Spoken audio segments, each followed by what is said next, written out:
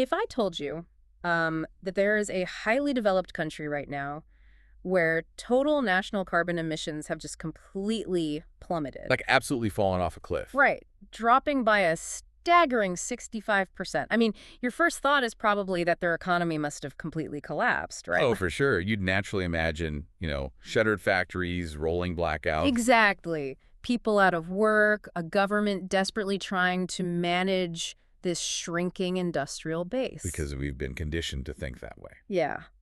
But what if I told you that during that exact same period, while those emissions were just crashing down, this country's total wealth essentially exploded? It really sounds like a contradiction. It totally does. We are talking about a gross domestic product reaching over $400 billion. I mean, we have been so deeply taught that you cannot have massive economic growth without a massive environmental cost. Right. It breaks the fundamental rules we've all been taught about how the world works. It really does. So today, we are tearing apart this incredibly dense, data-rich academic report. It's titled Denmark, a paradigm of green transition and social well-being in high-income economies. And, for you listening, we really need to emphasize that we aren't talking about political campaign promises here. No utopian theories. Exactly. This report is built on a mountain of hard empirical data sets. We're talking data drawn directly from the World Bank. Tracking every breath, every dollar, every kilowatt in Denmark from 1960 all the way to 2024. And that longitudinal data, that 60-plus years of tracking, is what makes this so incredibly valuable. Yeah, you can't fake 60 years of data. You really can't. It strips away all the political rhetoric and just leaves us with the bare mechanics of how a society actually functions over generations. So our mission for this deep dive is to completely deconstruct this data. We want to figure out how this single, relatively small nation of about 6 million people cracked what might be the ultimate code of the 21st century. The literal holy grail of modern governance. Right. Like, how did they achieve this data-driven, explosive economic growth that actually heals the planet?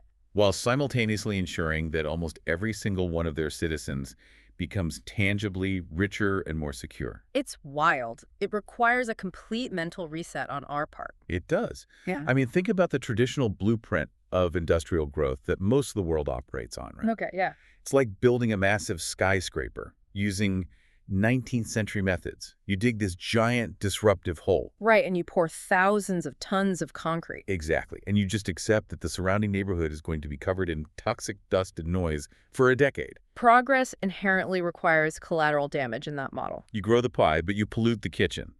And you certainly don't cut the slices evenly. Yeah, you just accept that towering gap between the billionaires in the penthouse and the folks sweeping the lobby as, like, the unavoidable cost of doing business. But when you step into the data coming out of Denmark, that entire skyscraper blueprint is just thrown right out the window. So they engineered an entirely different blueprint. They did.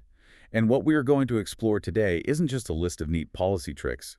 It's a fully integrated system. So we'll trace the causal links, right? Starting from their absolute foundational infrastructure. Moving up into the sheer volume of wealth they generate. And then examining the precise mechanisms they use to distribute that wealth equitably. Before finally looking at the human and digital engines powering the whole thing. Okay, let's start right at the bedrock.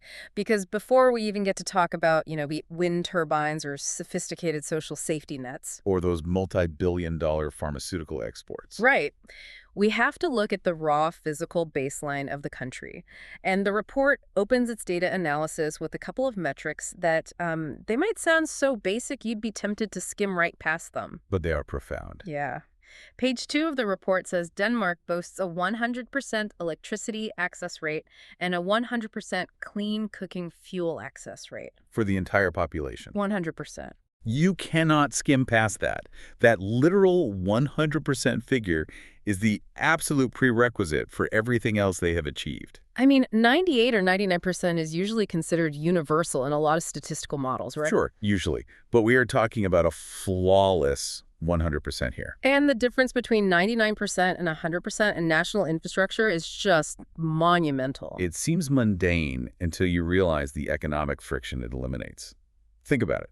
You cannot build a highly reliable digital economy if you don't have perfect power. You can't sustain high-tech automated manufacturing. And you absolutely cannot run an advanced, decentralized, green energy smart grid if you have even a 1% margin of error involving rolling blackouts. Right, because if a region's power dips, server farms crash. Automated logistics fail. And capital investment just flees.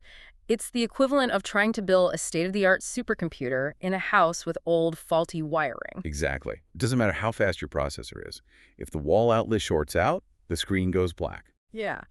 And I really want to highlight that second metric you mentioned, the 100% access to clean cooking fuels. Oh, that one is huge. For you listening, you might wonder why the World Bank cares so much about how you heat up your dinner, right? It's a massive, often overlooked indicator of a nation's human capital efficiency in developmental economics. How so? Like, break that down for us. Well, because in many parts of the developing world, reliance on biomass like wood, charcoal, or agricultural waste for cooking is an economic anchor. It just drags everything down. It consumes millions of hours of human labor every single day. And crucially, that is primarily women's labor. Just spent walking, gathering, hauling fuel. Right. Furthermore, burning solid fuels indoors causes severe respiratory illnesses. Which then drains the public health system and pulls adults out of the workforce. Exactly. By solving that at a 100% level decades ago, Denmark freed up an enormous amount of human time, energy, and public health resources. So they took all those millions of hours of labor that were just being burned up in daily survival and directed them into education and high-value work. Precisely. Okay, so with that flawless, frictionless foundation laid down, let's look at the financial explosion that followed. The numbers are staggering. The gross domestic product data here is wild.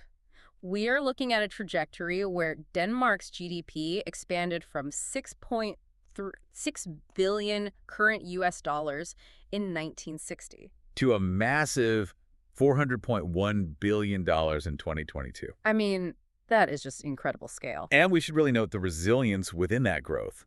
The data shows that even coming out of major global disruptions, their engine just keeps humming. Yeah, the report highlights that in 2021, their GDP growth rate hit 3.9%. For a highly developed, mature economy, pushing near 4% annual growth is incredibly robust. It is. And when you look at how that massive national pie breaks down to the individual citizen, the numbers are just as stark. Let's talk about the GNI. Right, the gross national income per capita. Yeah. Calculated using the World Bank's Atlas method, it shot from $3,310 in 1970 to $72,540 in 2023. But the report also lists another number right next to it, which is the GNI using the PPP method. And that sits even higher at $74,600. Walk us through that. What does PPP actually mean for the average person living in Copenhagen? PPP stands for Purchasing Power Parity. It's a crucial metric because simply converting Danish kroner to US dollars doesn't tell you the whole story. Because exchange rates fluctuate wildly, right? Exactly. Yeah. PPP adjusts the income to reflect the actual cost of living. It measures how many goods and services, how many loaves of bread, how many train tickets, how much rent. That money actually buys you in the local economy compared to what it would buy in the United States. So it's the real-world utility of the money, not just the bank balance. Right. And a PPP-adjusted GNI of $74,600 means the average Danish citizen possesses top-tier global purchasing power. It is the portrait of a nation transitioning from a solid mid-century European economy into an absolute powerhouse of individual wealth creation. Definitely. But wait, let me stop you there and play devil's advocate for a minute. Sure, go ahead. Because when I look at this chart marching relentlessly upward, my first instinct is that this might just be a mirage of taxation and inflation. Ah, I see where you're going. Right, because everything was cheaper in 1960. Plus, we know Denmark taxes its citizens at a famously high rate. They do. So if you tax a population heavily, of course the national metrics look huge. Aren't we just looking at money moving from the private sector to the public sector without actually creating new fundamental value? It is a very fair skepticism. But the data disproves the mirage theory entirely. How so? You simply cannot tax a poor nation into wealth. The tax revenue has to come from actual globally recognized value creation. Okay, that makes sense. The report explicitly highlights a steady compound annual growth rate in the post-2010 era. This rapid, sustained wealth accumulation proves Denmark isn't just producing more goods or shuffling domestic money around. Because if you just make more of the exact same cheap things, your profit margins eventually collapse as developing nations undercut your labor costs, right? Precisely. Denmark's secret is that they are producing higher value goods. They realized they couldn't compete on volume. Right. They recognized early on that a country with 6 million people cannot compete with a country of 1 billion people on sheer manufacturing volume.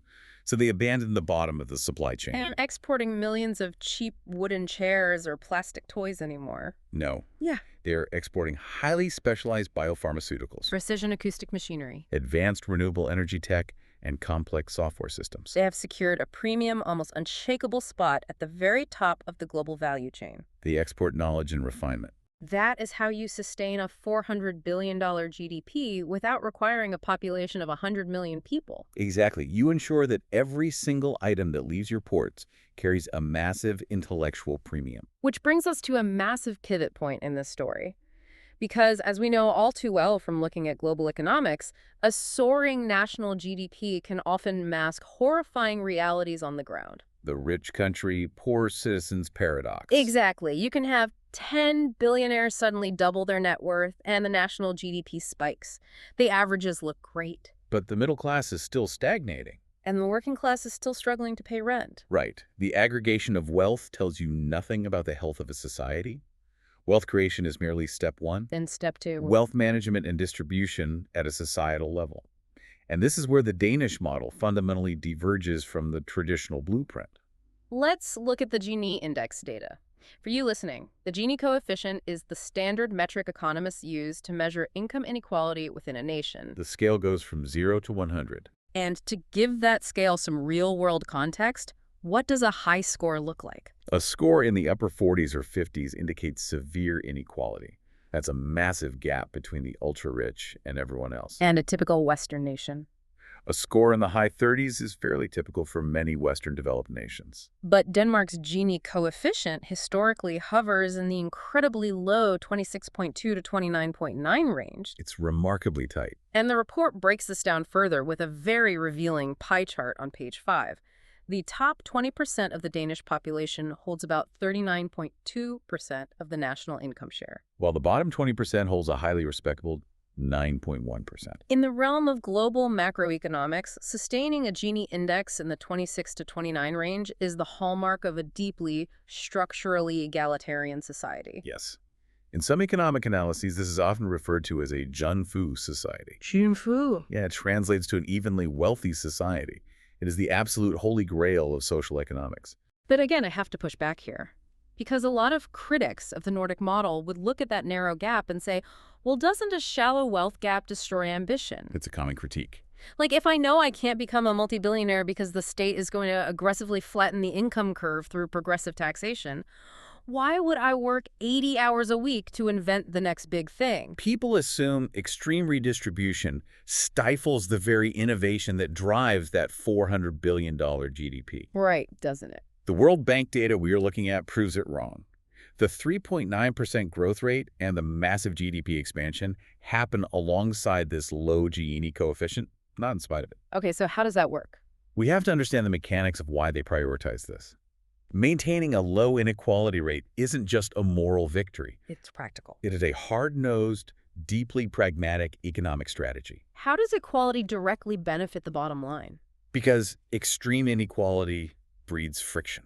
It breeds social resentment, political instability, and unpredictable markets. Right. If people are desperate, things get chaotic. When a large percentage of your population is economically insecure, they don't spend money dynamically, they hoard it out of fear, or they default on debt. Or you get labor strikes. Exactly. Severe inequality often leads to labor strikes, political polarization, and policy whiplash every election cycle. So by maintaining a narrow gap between the highest earners and the lowest, Denmark actively guarantees long-term social and market stability. They do. I want you to really imagine that for a second. Imagine the psychological shift of living in an economy where the gap between the richest person in your city and the poorest person in your city is just a shallow, manageable step. Rather than a massive, terrifying cliff. Right. How does that change the way a person views their job? How does it change the way they spend their money or whether they fundamentally trust their neighbor? It changes the entire social contract. It creates what sociologists call a high-trust society. A high-trust society. Yeah. When citizens don't feel like the economic system is rigged to extract wealth from them, they are significantly more willing to participate in it. Yes, they pay high taxes, but they trust that those tax dollars are returning to them with absolute efficiency. Pristine infrastructure, zero-cost education, comprehensive health care. They trade the lottery ticket of becoming a billionaire for the absolute guarantee that they will never, ever face economic ruin. Exactly. And for businesses, stable, high-trust societies reduce transaction costs. You don't have to spend a fortune on security or worry about infrastructure collapsing. Or deal with constant labor unrest. It creates a unified direction in national policy that attracts long-term capital. Which sets the stage perfectly for what I think is the single most mind-bending piece of data in this entire 15-page report. The environmental data. Yes. We've established a very wealthy, highly equitable society. But historically, for the last 2 centuries, there has been a massive elephant in the room regarding national wealth. To build an industrial, high-income economy, you had to burn immense, planet-choking amounts of fossil fuels: coal, oil, natural gas. That was the literal, physical fuel of a rising GDP. The assumption was that economic growth and environmental degradation were permanently tethered. 2 sides of the exact same coin. But let's look at the divergence curve mapped out on page 6 of the report. I want to paint a visual of this dual-axis chart for you listening. Yeah. Picture a graph with 2 lines crossing each other. Okay. The first line is the gross domestic product, and as we've discussed, it is marching steadily, aggressively upward. The country is getting richer and richer. Right. But the second line represents total carbon dioxide emissions in megatons.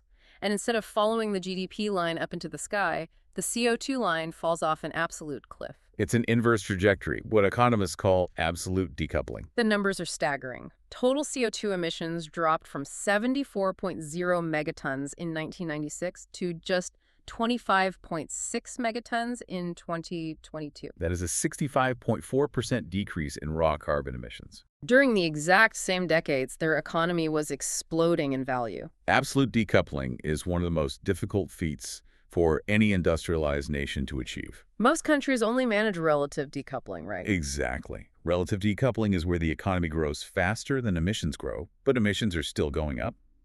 Denmark actually shrank their emissions by 2/3 while getting richer. Think of it like this. The traditional economy is like an old, massive gas-guzzling generator. It's loud, it pollutes, but it gives you power. And if you want more power, you build a bigger, dirtier generator. Right, but Denmark's economy is like upgrading from that generator to a solar-powered smartphone. I like that analogy. The smartphone can do 1,000 more complex, high-value tasks, global communication, data processing, but it requires a fraction of the raw physical energy to do it, and it runs clean. Denmark stopped building generators and started building the intellectual equivalent of the smartphone. So how did they actually achieve this? Because it wasn't just asking citizens to turn down their thermostats, right? No, it was a total rewiring of their energy structure. The report details this transition clearly on page 7. The reliance on traditional fossil fuels for electricity generation has massively shrunk. So what replaced it?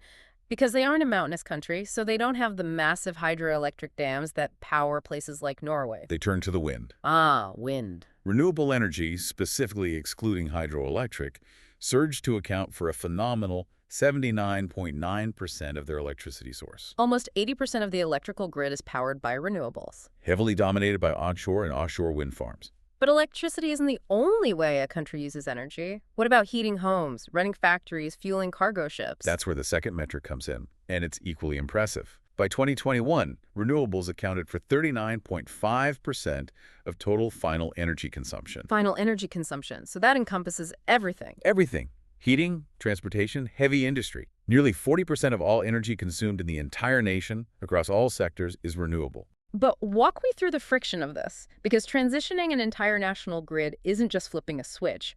Wind is intermittent, right?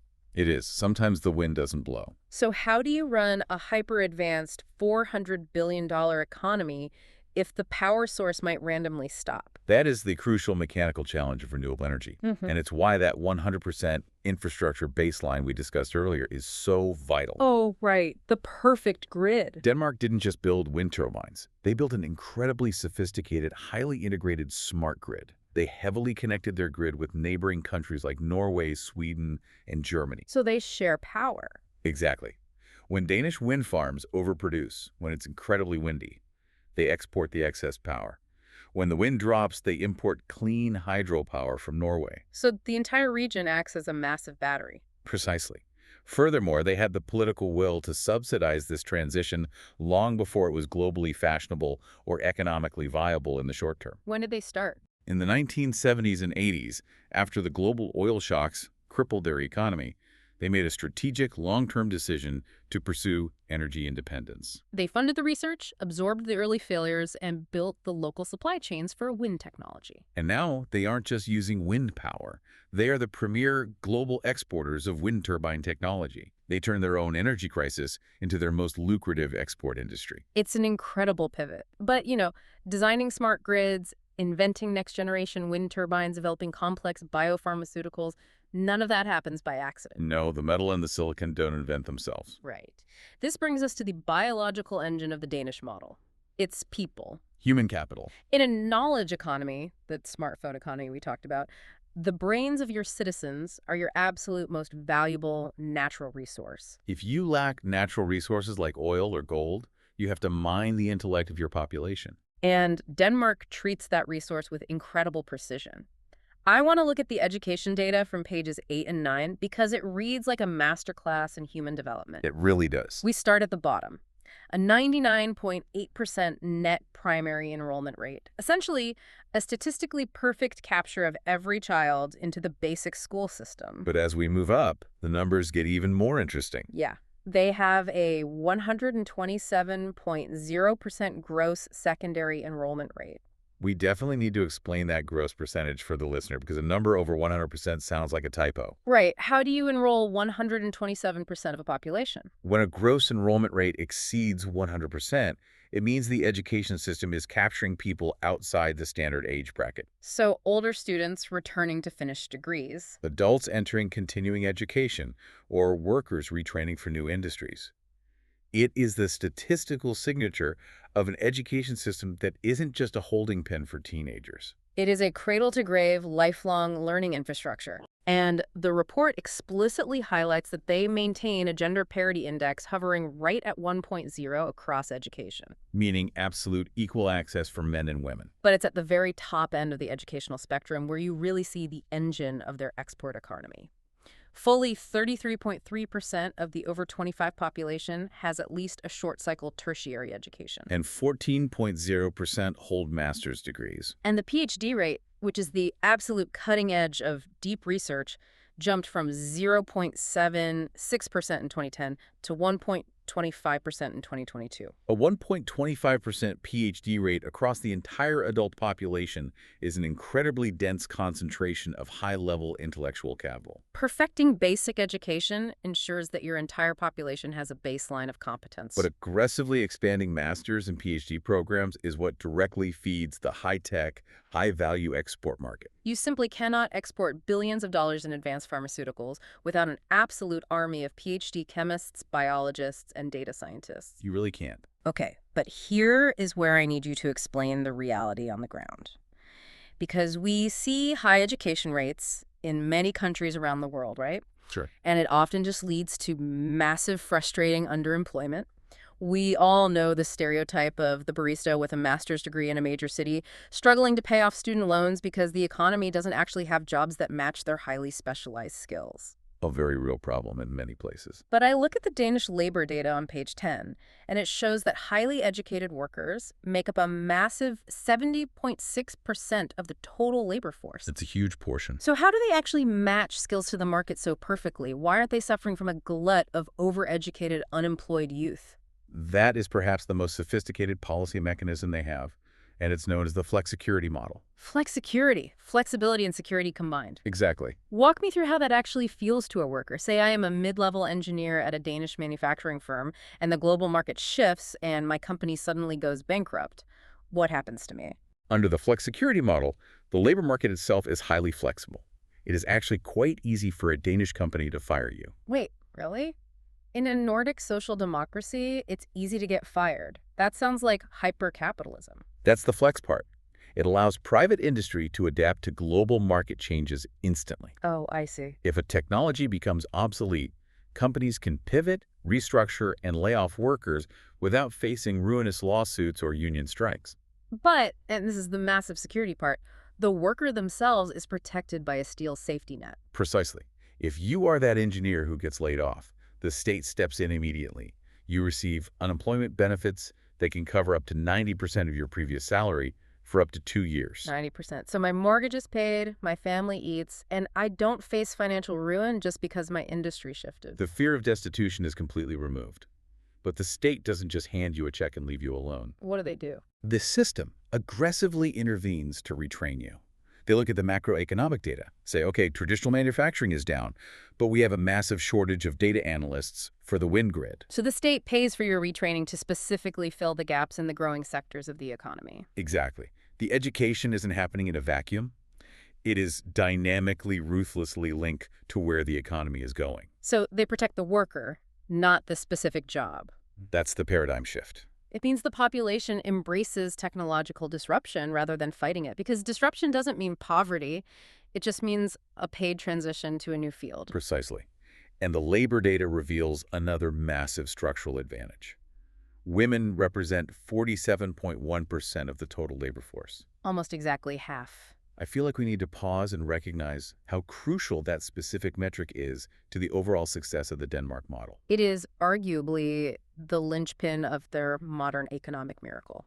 When you bring nearly half the population fully into the high-skilled labor market, you effectively double the nation's intellectual and productive horsepower. Think about how many countries historically hamstring their own GDP by making it structurally or culturally impossible for women to work. Or forcing them to choose between a career and a family. But how do they achieve that near-perfect parity in the workforce? Because the biological reality of having children still exists.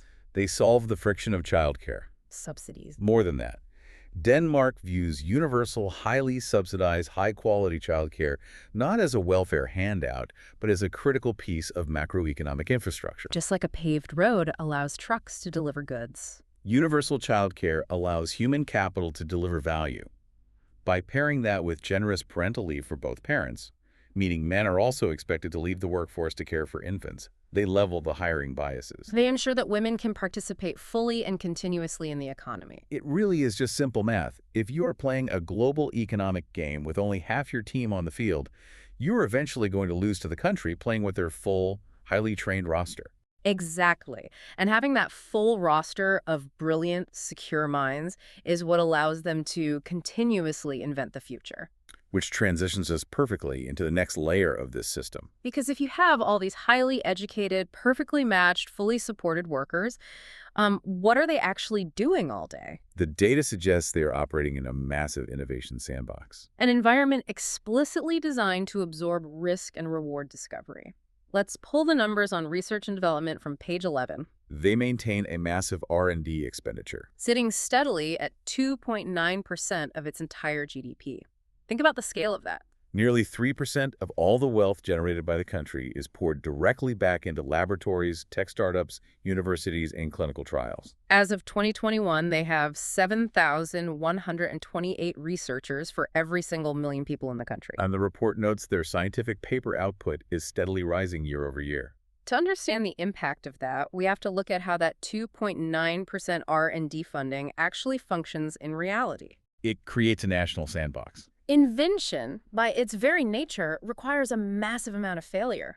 You need a space where scientists and software developers can test thousands of terrible ideas. Just to find the one brilliant breakthrough in green energy or biotech. But private companies usually hate failure, right? They answer to shareholders who want quarterly profits. They can't afford to fund a 10-year research project that might go nowhere. Which is why the state and public-private partnerships step in. High, sustained R&D funding provides a massive runway. It removes the panic of short-term profit seeking. If a research team is trying to develop a new enzyme for industrial agriculture, they know they have the funding to see the science through to the end. They're insulated from the quarterly market pressures, which allows for deep generational innovation. And they pair that human innovation with absolute digital dominance. Yeah, the report highlights their digitalization metrics on page 13, and they are basically flawless. Internet penetration hit a staggering 99.0% in 2023. The entire physical geography of the country is blanketed in high-speed connectivity. And it's not just consumer internet for streaming movies.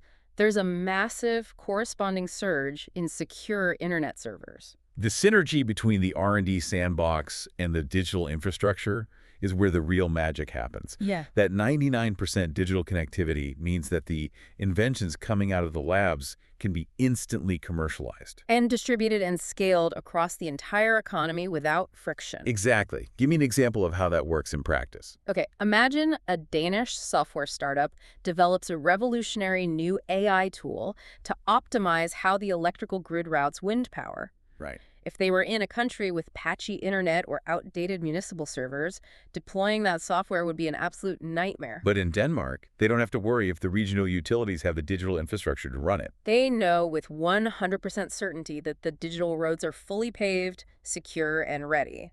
They can deploy the update nationally overnight. It's frictionless scaling. I want to ask you, the listener, to stop and really consider your own workplace, your own city or state. What would your local economy look like if 3 out of every $100 generated by everything around you was poured directly back into scientific research? How fast would your community evolve if inventing new technologies wasn't just left to a few massive tech corporations, but was a guaranteed state-backed priority year after year? It fundamentally changes a nation's posture. They transition from being a consumer of the future, waiting to buy whatever Silicon Valley invents next, to being the active creator of the future. But to take those kinds of massive risks in innovation, to quit your comfortable corporate job and start a new green tech company. Or to spend 10 years researching a cure for a rare disease. Citizens need to know that a failure won't destroy their lives. Which brings us to the ultimate safety net and how they project all this local brilliance onto the global stage. Risk-taking requires a safety net. The higher the trapeze act, the stronger the net needs to be. And Denmark's net is made of titanium. Let's look at the healthcare data on page 12. The report maps out a universal health coverage, or UHC, index of 85. Which places them among the highest and most comprehensive in the world. The government covers 84.1% of all current health expenditures. The individual financial burden of getting sick or getting injured is essentially removed from the citizen. And the human result of this investment, the under 5 mortality rate dropped from 25.0 per 1,000 live births in 1960 to a microscopic 3.4 in 2022. It is an undeniable triumph of public health policy. But keeping in line with our deep dive into the macroeconomic data, it is vital to view this healthcare system through an economic lens, not just a humanitarian one. Right, because usually in political debates, we view public health care as a massive cost center, a giant black hole that drains GDP through taxation. That is the flawed traditional view. In the Danish model, an efficient, universally accessible public health system is a core economic driver. Think about the friction of illness.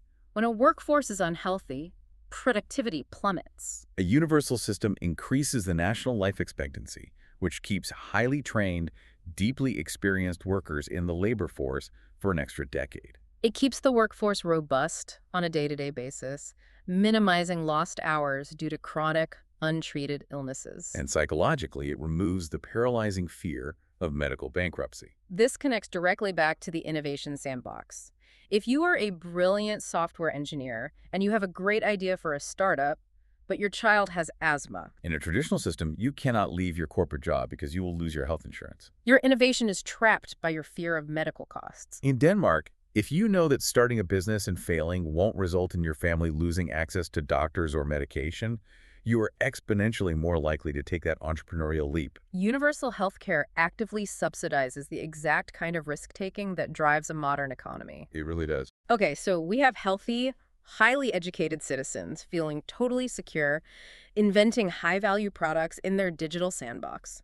But Denmark is geographically quite small. They only have 6 million people to sell things to internally, Right. To monetize all this incredible innovation, they have to reach the rest of the planet. which is where their mastery of international trade and logistics comes into play. You can invent the best product in the world, but if you can't move it, it has no value. The trade data here on page 14 is essentially a victory lap. Denmark boasts $17.12 billion in high-tech exports alone. But it's the two indices mentioned in the report that really tell the story of how they do it. First, they maintain a consistently high Logistics Performance Index, or LPI. And second, their Export Unit Value Index is steadily growing. Let's break those down, starting with the LPI. What does that actually track? Think of the Logistics Performance Index as a global tracking score for how easily and reliably a country can move a physical product from a factory floor to a ship to a foreign buyer. It measures the quality of trade and transport infrastructure, the competence of the local logistics industry, and the efficiency of customs clearance. So a high score means zero friction. No corrupt customs agents holding up shipments, no crumbling highways, delaying trucks, no outdated port facilities. Exactly. It means global businesses trust them implicitly. If a hospital in Tokyo orders a multi-million-dollar MRI component from Denmark, they know it will arrive on time, flawlessly. And that ties directly into the second metric, the Export Unit Value Index. Right. What does an increasing export unit value index actually mean in plain English? It means that over time, they are getting paid more and more dollars for every individual kilogram of stuff they ship out. It is the mathematical proof of everything we've been talking about. They aren't increasing their export value by just shipping a higher volume of cheap bulk materials. They are shipping smaller, lighter, vastly more complex things like microchips, specialized medicine, and software, and the world is willing to pay a massive premium for it. Which raises an incredible question. How does a geographically small nation matter on a massive, highly competitive global stage that is dominated by superpowers? By strategically engineering itself to become an open, indispensable global node. A node. Expand on that. They combine their incredible internal logistics, the LPI, with the export of practically irreplaceable technology. They aren't trying to compete with massive nations on the sheer volume of manufacturing. They are competing on necessity and precision. If the world needs highly advanced offshore wind turbine technology or specialized global shipping software or specific metabolic biopharmaceuticals, they literally have to go through Denmark. By becoming an essential, frictionless node in the global supply chain, they punch incredibly far above their geographic weight class. They make themselves too valuable to be ignored. It's brilliant. It's an entire national strategy based on extreme leverage. It really is. Okay, we have covered an immense amount of ground today. We've traced 60 years of hard data, moving from the foundational power grid to the psychology of the Gini index. Through the magic trick of green decoupling and into the granular mechanics of flexicurity and global trade. So, synthesizing all of this on page 15, what does it all mean? It means the Denmark model isn't a fluke, it isn't a statistical anomaly, and it certainly isn't a mirage funded by taxation. It is a highly engineered, verifiable template for human development. Pulling together the core conclusions from the final analysis of the report, we can really distill this entire complex system down into three massive interconnected pillars. Let's lay them out. First, the uncompromising quality of growth. They didn't just grow their GDP, they achieved the absolute holy grail of modern economics, green decoupling. They proved definitively that you can have a soaring $400 billion economy while simultaneously slashing your carbon emissions by 65%. Through a hyper-aggressive transition to wind and smart grid technology. Right, and the second pillar. Radical inclusivity. Through a low Gini coefficient, an ironclad universal healthcare system, and total gender parity in the workforce, they proved that shared wealth doesn't create stagnation. It creates the ultimate high-trust society, where people feel secure enough to take economic risks and embrace technological disruption. And third, innovation-driven momentum.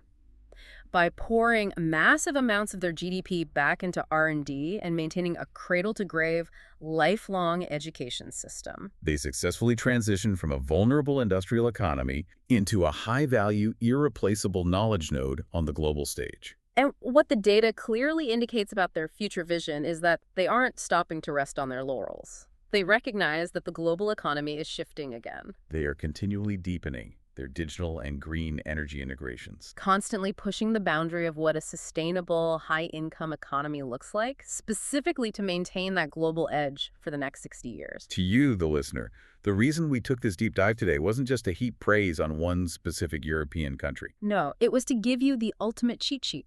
You now hold the absolute blueprint for what a successful, resilient 21st century society actually looks like under the hood. And remember, this isn't based on a politician's campaign speech, and it isn't a theoretical sociology textbook. It is proven by 6 decades of hard, empirical, irrefutable data. It proves that the old models, the old assumptions about the unavoidable collateral damage of progress, are obsolete. Better, smarter systems are entirely possible if a society deliberately chooses to build them. They really are. Which brings me back to where we started. Remember that old, brutal blueprint of the skyscraper? The ingrained idea that progress inherently requires pollution, extreme inequality, and leaving the vulnerable behind. Denmark has taken that blueprint, torn it into pieces, and built an absolute masterpiece in its place. Yeah. So I want to leave you with a final, lingering thought to really mull over as you go about the rest of your day, as you look at your own community and your own country's policies. If a relatively small nation, with limited physical resources and a population of just 6 million people, can completely rewrite the global economic playbook. Proving with undeniable data that we absolutely do not have to destroy the earth or leave our neighbors in poverty to become astonishingly wealthy, what is the actual excuse for the rest of the world? Are larger, vastly more powerful nations simply lacking the necessary technology and capital to do this? Or are they perhaps lacking the foundational social trust that Denmark has spent a century painstakingly building? Think about it.